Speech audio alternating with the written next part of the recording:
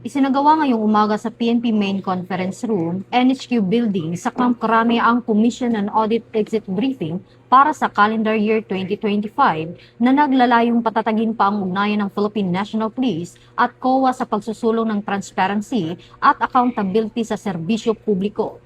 Pinangunahan ng COA Audit Team ang aktibidad sa pamumuno ni Mr. Amir Gamama, Acting Cluster Director ng Commission on Audit, kasama si Ms. Jeneline Dulay, Assistant Cluster Supervising Auditor na nakatalaga sa Philippine National Police. Sa panig ng PNP, personal na pinangunahan ni Chief PNP, Police General Jose Melencio C. Nartatis Jr., ang pulong kasama si Police Brigadier General Dindo Reyes, Acting Director for Controllership, at iba pang matataas na opisyal at personnel ng organisasyon.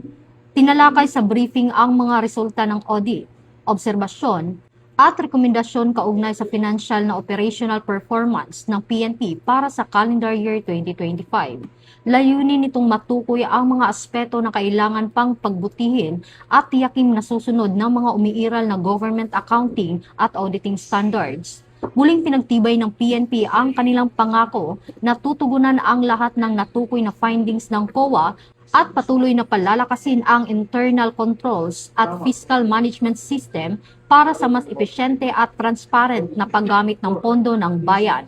Ayon sa PNP, bahagi ito ng kanilang layunin na magkaroon ng mas maayos, tapat at makabagong serbisyo publiko sa ilalim ng programang Bagong PNP para sa Bagong Pilipinas, serbisyong mabilis, tapat at nararamdaman.